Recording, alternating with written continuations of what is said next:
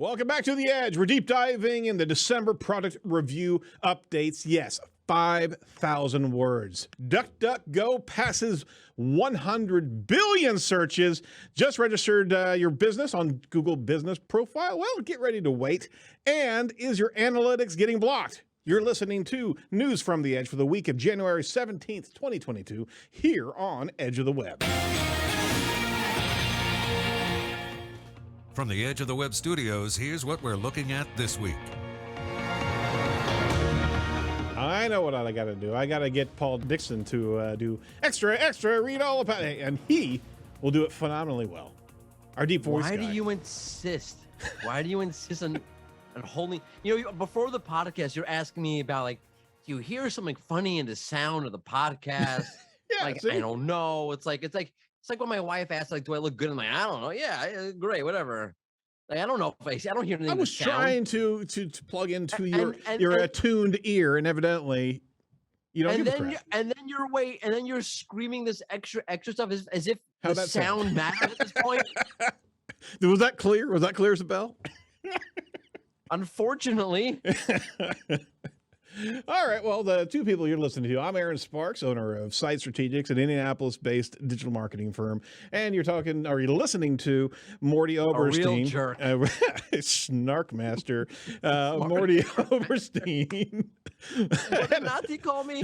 Mr. Grumpy Pants. I think you're racking up a few names in the community here. Head of communications over at SEMrush, Morty Oberstein, and this is Edge of the Web. We're covering SEO and digital marketing news of the week, separate from our weekly interview podcast, getting you more news to you even more quickly than ever before. Be sure to check out all the recent shows over at edgeofthewebradio.com. That's edgeofthewebradio.com. This is the Ahrefs Digital Marketing News Desk of Edge of the Web, and we're proud to have Ahrefs as our title sponsor for the show. Ahrefs is a fantastic platform to analyze our SEO ranking factors. We've been using them for years.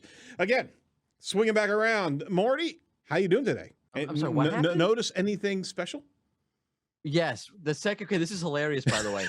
So, in case you don't watch the podcast on YouTube, but in case you don't know, Aaron's like Johnny Cash and only wears black. There we go. See, except he's not nearly as cool as Johnny Cash. My kids don't think so either. So. Yeah. I thought I had one safe moment here, but no, I guess not. So what? Wait. So then I show up and you're wearing what? It's like tan. It's a dark tan, I guess. It's olive green. It's an olive green hoodie. It's an olive green. It looks dark tan over here. It's still part of the monochromatic scale. It's whatever. It's close enough. And I'm signing on. I see it. It's the greens being pulled out from the chroma key for the TV. See? So it's probably, I mean, you're not quite showing up there, but it's pulling some of the green out of it. It is. Yeah. So, okay. So it's greener than okay. So small detail, I got the color a little bit wrong. So I showed up like, holy crap. Like, this is like, I don't know how to take this. Like, get me out of here. He's like, it's like throwing me off. I'm sorry. It's disheveling. Is that what you're saying? Yeah, it's just disorienting. And then I checked my DMs on Twitter, and Jacob's like, hey, make sure you mention something about Aaron not wearing black today. I'm like, check, done. And this is exactly what people are tuning in for. You realize that. This is the best intro ever. It's all downhill from here. All right. Well, that's inspiring for our listeners. Thanks for joining us. If you haven't heard us before, I'm very sorry for the disruption that my wardrobe has caused Morty. So you know what? Some more disruption caused by Morty from SEMrush blog. All right. Our first news article of the week, picking apart the December 2021 product review update page by page. Morty takes a look at a variety of pages that were either rewarded or demoted at the hands of the update. So we might have to have a better idea of what sort of product review content Google is actually looking for. Morty, this freaking thing was 5,000 pages, 5,000 I'm words. looking at it now because you have the article up, and it says it's a 24-minute read. When it said, hey, that's the best 24 minutes you'll spend today. When it said page by page, I thought Morty actually looked at every page that changed the whole index. Perhaps. Our field reporter was watching every page. All right, so you're I got a gonna. little carried away. I think so. By the way, I had a fifth example, and I'm like, this is getting too much already. I used 4 examples in the post. Wow. Holy moly. like, All right. So roll it through, Morty. This is your Okay. piece. Give us an idea. Let me crack my knuckles here. Okay, I don't know how to crack my knuckles. Such a loser. What I did was I like to see what happened on the page level. Yes, some of these things are not at the page level; they're at the domain level. Mhm. But I like to see, okay, if a page went down for a keyword and another page went up, what is it about that content? Perhaps there's something that you can learn from that. So I looked at a whole bunch of keywords related to the December 21 product review update, and I showed 4 examples here because if I used more, it would have been complete madness. Some of the themes were okay. So I feel like SEO saw the original product review update back in April of 21 and said, hey, we got to checklist this thing. That's what SEOs do. Okay. So hey, Google was looking for a buyer's guide. Need that. We need a section for pros and cons. We'll get that. We need a section. We need a comparative table. We won't rank. Add that to the checklist. And what a bunch of, I think, sites did was, well, now we have this update rolling around. Let's just make this checklist and, with perfunctory add that stuff in without actually wondering if it's helpful to the user. And what I saw was a lot of these pages didn't have a comparative table, but were really, really good reviews that you can tell they had firsthand experience with the product or similar products. Right. And those pages did better because they were actually helpful. So what you're saying is that what the SEO community thought they were seeing wasn't entirely true. It's not just throwing a table in there. It's looking for quality of content.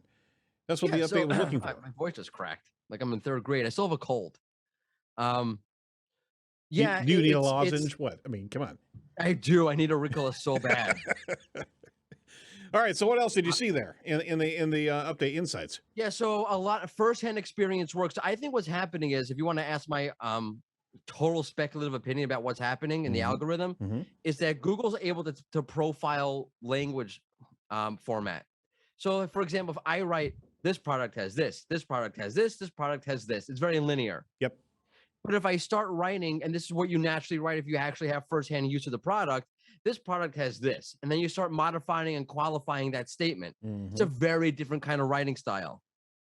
And then Google's able to tell, hey, you know what? If a person has firsthand experience, or if a person's running a quality product review, right, the language structure is going to be very different if you're just adding in this is this, this is this, this is this. I'm oversimplifying this, by the way. Sure. And just adding in a table that doesn't really have a lot of information in there, and you're not qualifying what you're writing about in the product because you can't, because you don't have actually firsthand knowledge of this product. And there's a major difference in the language structure between a page where you do have firsthand experience and you're writing about it in a very nuanced and highly detailed way versus I'm just running a product review for the sake of writing a product review.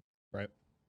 That's what I think is happening. And to probably couple that is that they did that for all the different products. So they had a systematic way of actually pushing machine learning. Well, what I'm saying is that Google may have very well not only seen that very linear type of review string of characters, but also they saw it on a lot of different product pages that site would have, as opposed to much more organic and deeper natural language, right? 1,000,000%. Like one of the things that I saw that was really interesting was one is people using the product review page and extending the knowledge by adding other articles at the end. Like, hey, if you're looking at this, you also need to read this stuff to get a more holistic view of what you're reading. Right. Or one site that I saw did something really cool. They were awesome. They wrote a product review about, I think it was like what do you call them? Like the plates on a barbell, like weight plates, whatever they're called. I don't know what they're called. I used to lift weights. I should know. And what they did was they have like ultimate guides, like all sorts of different kind of weight plates, and they linked out. So when they were reviewing, home gym systems, they're linking to all this like really deep content that really goes into way deeper than the product review, that particular kind of weight. So you have like a short synopsis, not short, it was a deep synopsis on that particular kind of weight. Right. And then a link in there to a way even deeper analysis of that kind of weight. It was And really good. it was kind of a corroborating factor inside of that review. Yeah, you're a topical expert. Yep. You have firsthand knowledge. You're clearly a topic expert on this. You know what you're talking about, and you're linking to multiple pieces that show like you know what you're talking about when it comes to this product. Sweet. All right. Well, that makes perfect sense. That actually makes perfect sense because we're seeing certain things when it comes from reviews that Google is in the knowledge graph of a particular product is actually extrapolating reviews. And the sentence structure is not what it's extrapolating. It's actually making a sentence from what it's actually reading of those reviews. So it absolutely is reading the content, and it's actually boiling up to the surface key concepts of how to measure the quality of this product. So that's it's profiling. It really is. Google is profiling it, and it thinks quality should look like X, and if you don't look like X, there you go. It's problematic. Absolutely. All right. What else did you get from this deep study? That wasn't enough. Well, I'm just wanting to make sure that we covered everything. Yeah, Morty, you're like 5% in at this point. Dude, yeah, exactly. You got a progress meter on the freaking podcast. There is a progress meter. There is most definitely a progress meter. There is. It's true. Oh my gosh. Issue intent matters, which I know it sounds obvious, but if you're trying to write a product review and you're thinking you're going to capture all sorts of cast a wide net and capture all sorts of keywords. I forget what was the case. It was about a wireless subwoofer or something like that. Hold on, now I gotta go back and remember what the keyword was. I have a terrible memory. No, that wasn't it. That wasn't TLDR. it. I gotta scroll through. Hold on, there it is. Home theater system wireless. That was the keyword. Got it. So there's a great product review on home theater systems, but they're reviewing wireless and not wireless products. And then there was a product review that wasn't as good, but it was only about wireless home theater systems, and that one did better. So they were they were diluting their content. Yeah, by I mean, like separation that they should have wrote a separate. They should either kept one in general, like one general post, right, about home theater systems, and then done two separate lists about wired and wireless. Got it. To go after those particular keywords. Yeah, no, so understood. Yeah, that was one interesting thing I never thought I can think about. Like, you need to go more specific and make sure you're targeting all the possible keywords, and you may have to break up your list into two separate lists. Which makes sense because if you're trying to compact too much into one article, right? Then it's not really matched. You're not really matching the intent of that particular user. That's the risk. That's the risk of going top. That's the risk of going top shelf. There you go. All right. Well, there certainly is a scroll bar on my mouse. Yeah, I'm sorry. Scroll wheel. My finger hurts. It's offering me a snack. It's all screenshots. There's like 5 million screenshots. Come on. I need some popcorn to read a blog. All right. Well, that's an excellent blog, and you got to check it out. I don't know. You didn't read it. And somebody please tell me the bottom line because... I did. I wrote the bottom line. I'm waiting for the Cliff Notes version. You could probably have like 5 blogs around pulling apart this blog. How about that? Why didn't you do that? Why didn't you do that? I don't have time. You certainly did. No, this is great. This is what I did. Like, everybody was off for the holidays, and I'm not because I'm Jewish. Like, all right, I have time to write a blog post. This is what happens when you let me have time. Wow. See, so this is what we get. This is hashtag more Morty right here. You should have seen me in grad school. I'm pretty sure I got A's because like no one actually read the papers. Like, oh, I'm not reading crap. this. Yeah, exactly. All right. Well, certainly we want to let everybody know where it is. And I'm sure you can find it because, I mean, you pretty much, you just added like 1% to the entire internet right there with this, with this article. Hey, another article from Search Engine Land from Barry Schwartz. DuckDuckGo passes 1 billion searches. The privacy-focused... 1 billion searches. The privacy-focused search engine announced it surpassed 1 billion searches of all time. It posted this announcement on Twitter. So, I mean, here's it's a legitimate search engine. Of course it is. 1 billion times. Your search history wasn't a data point. They said what you searched, like cat memes, was your business and only yours, and you recognize your right for privacy and chose it. So there was a nice 1 billion search post from DuckDuckGo. So that says, a year ago, the search company announced it was hitting 100 million searches per day. Now, if you look at the public traffic statistics, it shows an all-time searches past 100 billion, and the highest daily number of queries it saw was 110 million. That record was passed this past Monday. So, that said, should we care about this, Morty? I want to know how they tracked 100 billion searches because I thought they weren't tracking anything. Now I feel violated. Nice. All right. So, I mean, you got to. I think, I mean, look, 100 billion searches. How do you? That's a big number, right? It is a big number, and we're seeing growth of DuckDuckGo traffic to a lot of our clients' websites in the double digits and triple digit amounts. So there's certainly people utilizing the service, and it's making its way into us even reporting some of the top search engines that are bringing in traffic to our clients. So it's legitimate. I like it. Yeah. Yeah, because I'm the only podcast that ranks for best SEO podcast. Suck it, Trebek. All right, now. I'm the only podcast that ranks. Otherwise, all like it's the only one. Like lists. Oh, you guys are there also, though. Yeah, we're here. There's an iTunes page. Yeah, we're there's out an iTunes page. No, but look, I kind of feel like it's important, but, and here's the but, no one's taking down Google. Like everyone thinks, oh, you have Naver when we're going to come with a new search engine or a new model, and we're DuckDuckGo. We don't track anything except 100 billion users that we do track, but okay. No one's beating Google. Like I think like everyone feels like, okay, we're going to come in and who's the search engine that's going to do it? And the answer is no one. Right. What's going to be Google is someone doing something different, not trying to be Google at their own game. When someone realizes, hey, wait a second, this whole construct of the SERP with a couple of features and the 10 blue links doesn't work. And I have a whole post coming out about this. Like the 10 blue links will go away at some point because that's not what people are looking for at this point. Like you're just throwing information out there, but people want to I think what's going to take down Google, unless Google does it themselves, is content portals. I want to go in, I want to really explore and understand everything about the one topic. Like I search for a town. Like a mountain climbing search engine. Right.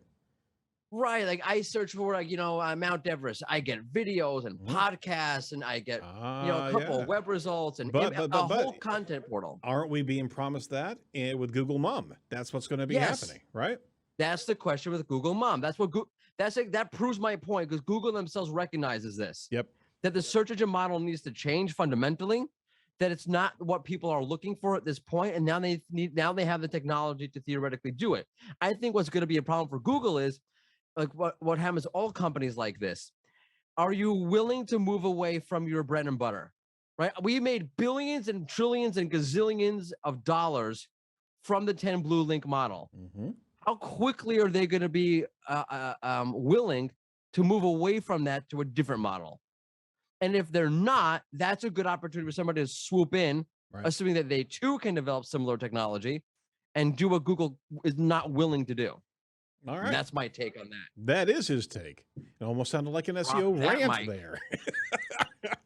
All right. So we've got a poll that we're running. All right. So we ran a poll last week. We want to make sure that, that we're going to be asking our audience here on a regular basis to participate in this show. Last episode's poll was regarding the announcement of Yoast and Shopify, the recent news that Yoast was available for Shopify websites. And we asked the question, who would it benefit more? And 52% of you said Shopify actually gets a larger benefit than Yoast, but by a slight margin. So for the most part, everybody wins. All right, so we're going to have a poll this week, right? Jacob, what's our poll as it applies to DuckDuckGo passing 100 billion searches? All right, this week's poll, will you change how you optimize pages because DuckDuckGo has reached 100 billion searches? So will you, the marketer, the SEO professional, whatever, are you, the reader of this poll, listener of this podcast, going to change how you do anything based on DuckDuckGo's growth? Can I tell you? No, I'm sorry. Are you going to answer the poll right now? So that no, I'm just seeing that Morty's SEO Rant's the only podcast over ranking for best SEO podcast in DuckDuckGo. I'm beginning to wonder about the quality of the search that's out there. Or, Me too. or we know the answer. We know Morty's answer to the question. He's gonna say, "I already have." Yes, he already No, but has wait. optimized. Yeah. No, but think about it. How many podcasts are actually optimizing their podcast website for podcast queries? Not many, because you're right. getting. How many people come to the site and actually listen to the podcast? They go to the streaming site. Sure. By the Absolutely. That's platform. why. And that's why we outrank you. Except for one idiot who does it. That's me. All right, so that's the poll. Are you marketer going to start changing your tactics, and more importantly, how are you going to measure those tactics, right? Because Can I tell you, this is like the worst possible scenario where another search engine becomes significant enough to actually consider it. Because now you have to think about optimizing for two things. weren't we doing that with Bing for the longest time? Oh, No. I'm glad my mic wasn't on for that spit take. well, but seriously, like, is it like, I know we all say like, yeah, we don't want a monopoly of Google, Right. but do you really want to have to worry about another search engine? That's 3 times more work, guys. Right, come on. All right. Is it one bad enough? It's like 2 wives. Okay, I have no experience there. Maybe you do. You were married. What do you mean you have no experience with this? Oh no, just I don't have to. Is your wife still in the trailer, by the way, in the garage? Oh God. No, she came out. We released the Kraken. Like, living with you is so bad that I have to go lock myself in a trailer in the garage. Well, she has a place to go to when we piss her off a lot. No, she's For the record, all right. for the All record, right, your all wife right. had COVID, and we hope she's feeling better. She's fantastic, and she walked into the kitchen going, "What the." See, we don't clean nearly as well as she does, evidently. All right, let's pull this back around here. So, are you sick of your competitors outranking you in search results? Wish there was an easier way to get more traffic? One option is hiring an agency. It could be a costly one at that. The other is to leverage a tool that will tell you what to do. Your solution is Ahrefs Webmasters tool, and it's free. Go to edgeoftheweb.com/AWT to receive a full free website audit tool. That's always free. Fantastic program to understand key search engine ranking factors, one of the most solid link analysis platforms in the market. Check out one of my favorite tools, which is the Link Intersect tool. You can see the linking competitors, who is actually linking to them, but not you. The pages that outrank you likely have a few more links that you probably want to go hunting down. So check everything out over at edgeoftheweb.com/AWT. Hey, you'll get that tool for free, the Webmasters tool, today. All right, we're also proud to have InLinks as a new sponsor for Edge of the Web in 2022. Did you know that entities play a major role in how search engines understand and rank content on the web? Optimizing your content solely around keywords is a thing of the past, and we talk about that regularly on the show. Now's the time to add entities into the mix and reach higher rankings by using InLinks, an award-winning software in entity SEO. So if you're interested in getting a free InLinks account, go over to inlinks.net/edge to claim your free InLinks account and start creating content that will outperform your competitors. And thanks for the sponsors being on the show. Do appreciate that. Third article coming around.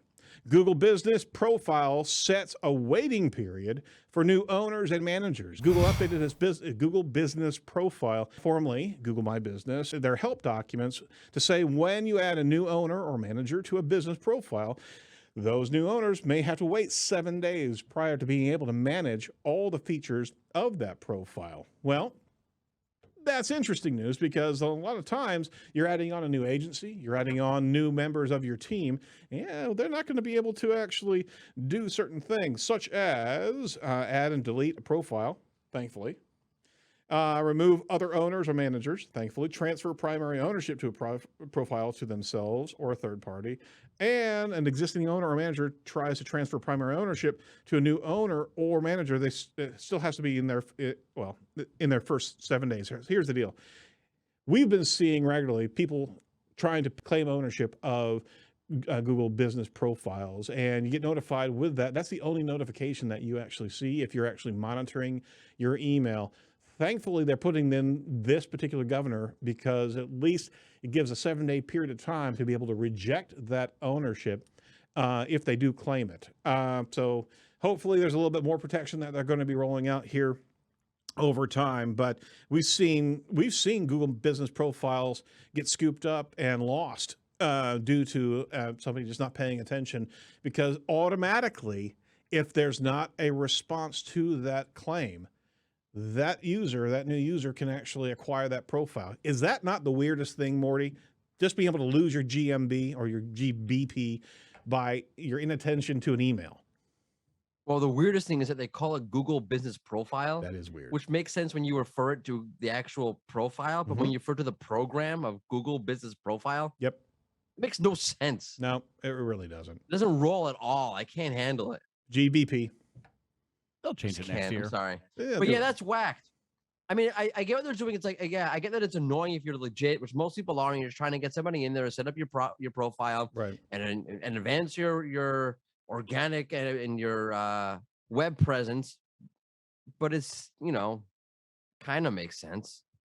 I mean, maybe there's a kind of like double verification process they could do instead. Sure. I mean, Microsoft that would also seem to authentication. be easier. I mean, if you had an authenticator, which Google does have, right? Google has an authenticator. Why aren't you locking down the GBPs? Right. So just do it in authentication. I'm saying, why do the 7-day? That's the part that doesn't make sense to me. well, But I get why they're doing it. I think It's hard to be angry when their intentions are so good. I'm sorry. I'll find something else to be angry about. Let's go to our next. Yeah, please. All right.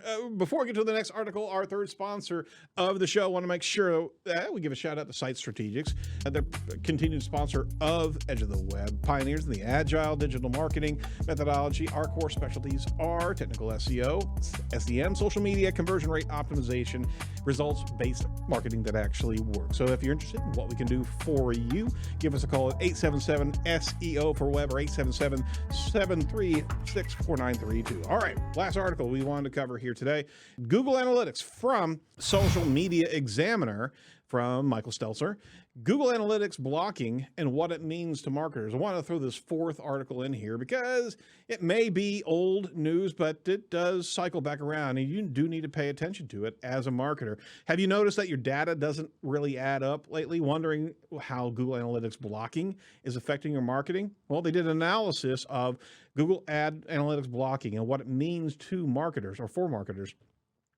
Here's the deal: is that you're not getting all the traffic logged in Google Analytics. Okay, they actually did a study when they began comparing Google's data with their Cloudflare analytics data. Cloudflare is a low or no cost service that provides caching, bot protection, and many other things. Because it handles the front end of all traffic to their website, it can't be blocked and does actually provide a true picture of site traffic. They discovered that less than 50% of the traffic was accounted for by Google Analytics. That meant that what they were seeing inside of GA was only part of the story. So they dug in deeper, and since the middle of 2019, the Firefox web browser has blocked Google Analytics from firing by default.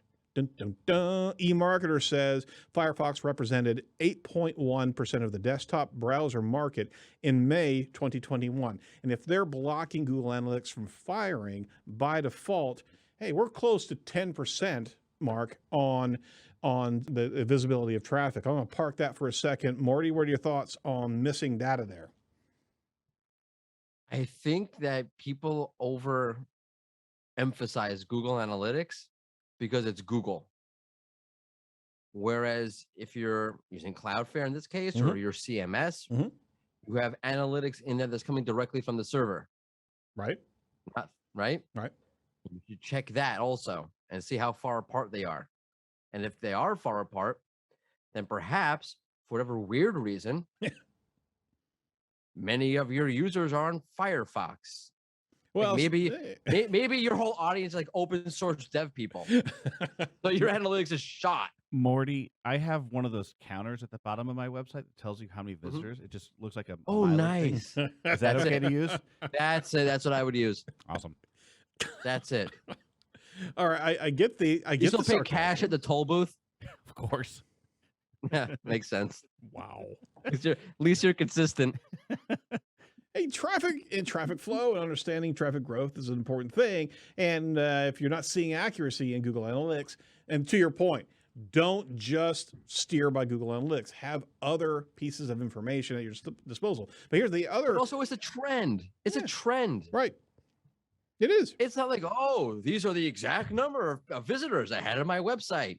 Except maybe a bunch of them are bots that Google didn't pick out. And there's also ad blocking. Ad blocking is known to also turn off Google Analytics by default because Analytics is a JavaScript. And if it's not allowing that to fire, many of the tools are actually being used by Chrome users as well. You're going to be seeing, according to the Edelman Trust Barometer, nearly half of the internet users are employing ad blocking technology, and 46% have found ways to avoid almost all ads. Along with that is subjecting Google Analytics to that. So it's not just Firefox. You got 46% of the internet audience using some sort of ad blocker, and that's interesting in its own right because, again, I'm not going to be seeing the traffic, let alone being able to deliver traffic and remarketing ads, what have you. Yeah, so, I mean, but right. So, I mean, but how much percent of that is a blocker that impacts Google Analytics? Also, is a question. But yeah, the point is true. And again, like, if you're looking at analytics as like, oh, this is like exactly what's going on, like you're going to be disappointed because that's not exactly what's going on, my friend. Look at it like a trend. So if you're a normal website where you have a normal mix of mostly Chrome people, right, a nice segment of Firefox, the trends are, and you have, 1,000 people coming to your site a day. Okay, like you have a generalized sense of the range of how successful and how desirable your site is. Well, Done it. yeah. Did it. Don't look Finally. at the behavior. Don't look at the numbers, because you're still going to be seeing the behavior moving and interacting. Just don't look. But it does get down to the play. If you're losing more and more visibility of your organic traffic, then SEO marketers need to be able to show other factors besides organic traffic in analytics. You have to, otherwise you're shortchanging yourself, right? Yeah, or any traffic source. They come through social. They go to But but organic search is the most important. We all know that. Unless you're like super popular on social, which I guess you're not. No, I'm not. No, SEO is actually the most important. The jury's out. Yes. All right. So exactly. So that's why we have SEO chat. Hashtag SEO chat on Twitter every week because it is the most important. Yeah. So except for the people doing PPC chat, they seem very successful. Oh my God! All right, fine. That looks awesome. There's people over there. You want to go check out PPC chat this week? Just no, I don't. I mean, it looks great, but like I can't handle PPC. You just want to troll them? Why not? Too much? No, I don't want to troll them, and they're doing a great job. They are killing it. All right. So let's kill it on SEO. Shout out to PPC chat. Why would you do that? Why would you want to cross-pollinate? It's not a competition, man. Oh yeah, it is. It's SEO and PPC. Come on, we can't. No, it's oil and water. Can't you all just get along? All right, at the same time. Who's driving this ship? Who's hosting SEO chat this week? Stacey McNaught is talking about work-life balance and SEO this Thursday on SEO chat. I forgot to do a tweet to promote it, but thank you for reminding me. I'll do that after the show. You're a scholar and a gentleman.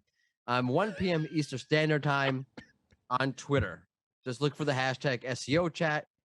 Head over to the latest tab when you search for it and refresh, and you'll see all the new tweets and follow the hashtag. And we're going to beat up PPC chat this week, right?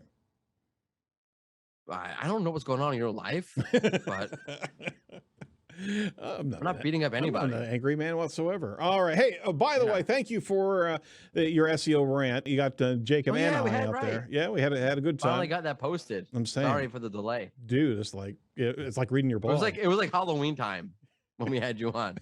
I had you on. Who's we? Like I said, it was like reading your blog, right? Hey. It was a great episode. Yeah. Ori Zilberstein was like, that was hilarious. I laughed the whole way through. We had a good time. That was funny. Had a good time. But he kept on calling me a liar for some other reason. I have no idea why. That was great. What the hell? Jacob fact check you.